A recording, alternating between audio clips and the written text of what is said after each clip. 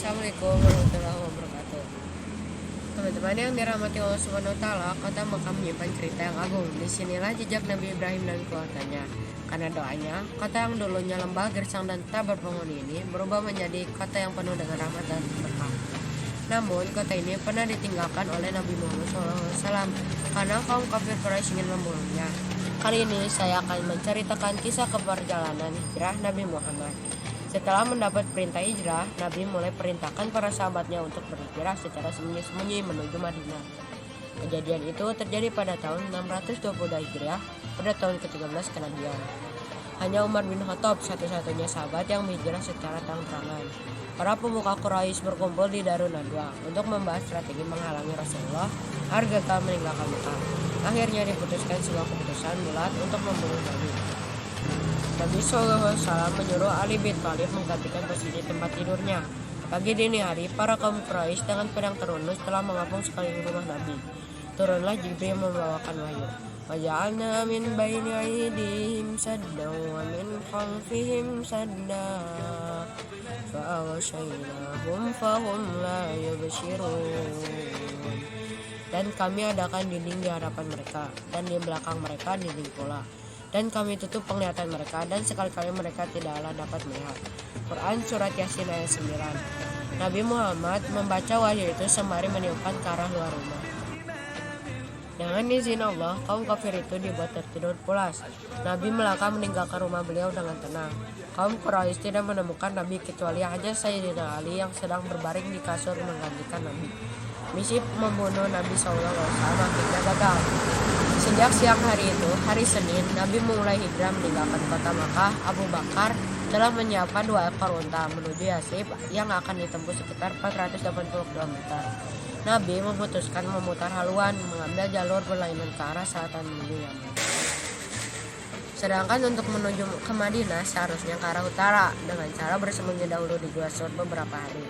Pembantunya Amir bin Fahirah diperintahkan mengembalakan kambing di sekitar Gua Sur untuk menutup bekas jejak unta agar tidak dapat dilacak oleh kaum kafir Quraisy. Pemuda kafir Quraisy sempat melakukan penyisiran hingga Gua Sur. Mereka hampir saja menemukan persembunyian Nabi SAW dan Abu Bakar. Abu Bakar khawatirnya Nabi SAW terbunuh. Maka turunlah surat At-Taubah ayat 40. La tahzan innallaha ma'ana.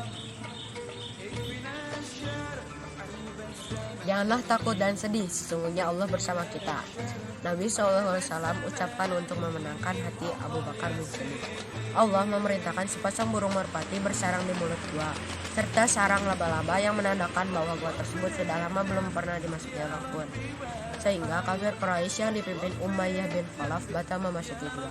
Di hari ketiga, Nabi SAW, Abu Bakar beserta Abdullah Ar-Qayyad mulai melakukan perjalanan hijrah dengan menggunakan seekor unta dengan rute memutar balik arah tujuan menuju Yaman. Orang Quraisy yang gagal menemukan jejak Nabi Muhammad mengadakan sayembara yang diumumkan di pasar Auqas dan sekeliling Ka'bah, bahwa siapa saja yang berhasil menangkap Muhammad, baik dalam keadaan hidup atau mati, dia akan mendapatkan hadiah 100 ekor unta. Seorang kafir Quraisy bernama Suraqah tertarik dengan adanya sayembara itu. Dia segera memacu kudanya untuk melakukan pengejaran Nabi. Dengan pedang terunus, dia memacu kudanya dengan penuh semangatnya. Namun beberapa kali kudanya jatuh terjungkal. Suraqah yang berniat membunuh Nabi SAW terjatuh hingga ditolong oleh Nabi. Suraqah menyadari kesalahannya. Dia meminta diampuni dan menyatakan masuk Islam. Pada hari ketiga, hari Kamis, tibalah Nabi SAW di desa Quba. Selama beberapa hari di sana, Nabi sempat mendirikan sebuah masjid. Itulah masjid pertama dibangun dalam sejarah Islam. Sampai hari ini dikenal dengan Masjid Quba. Disinilah pula lah Nabi menerima keislaman Salman Al-Farisi, seorang Kristen dari Persia.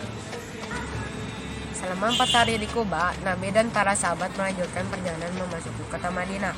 Sebelumnya, Nabi menemui oleh Zubair bin Awam membawakan jubah putih agar dikenakan Nabi saat memasuki kota Madinah. Perjalanan hijrah Nabi berlangsung selama 14 hari. Biasanya waktu perjalanan Nabi dan para sahabat melanjutkan perjalanan memasuki kota Madinah. Sebelumnya Nabi ditemui oleh Zubair bin Awam membawakan jubah putih agar dikenakan Nabi saat memasuki kota Madinah. Perjalanan hijrah Nabi berlangsung selama 14 hari. Biasanya waktu perjalanan 10 hari. Disebabkan Nabi bertahan di Gua Sur selama 3 hari. Para penduduk di Madinah menunggu kedatangan Nabi. di sebuah tempat bernama Harro, yang dikenal dengan Bukit Batu Hitam yang bisa melihat rombongan Nabi dari kejauhan. Tepat pada hari Senin 16 Rabiul Awal atau bertepatan 20 September 622 Masehi, disambut penduduk Yasrib dengan sambutan tabuhan gendang rebana disertai syair Ta'alal Badru Alaina. Nabi SAW memasuki kota Yasrib. Unta yang ditunggangi oleh Rasulullah berhenti di pekarangan rumah Abu Ayyub al-Ansari. Di sanalah Rasulullah mulai tinggal beberapa bulan, sebelum akhirnya beliau membangun Masjid Nabawi dan tempat tinggalnya. Kemudian Rasulullah mengubah nama Yasrib menjadi Madinah, nama baru Madinah Al-Munawwarah,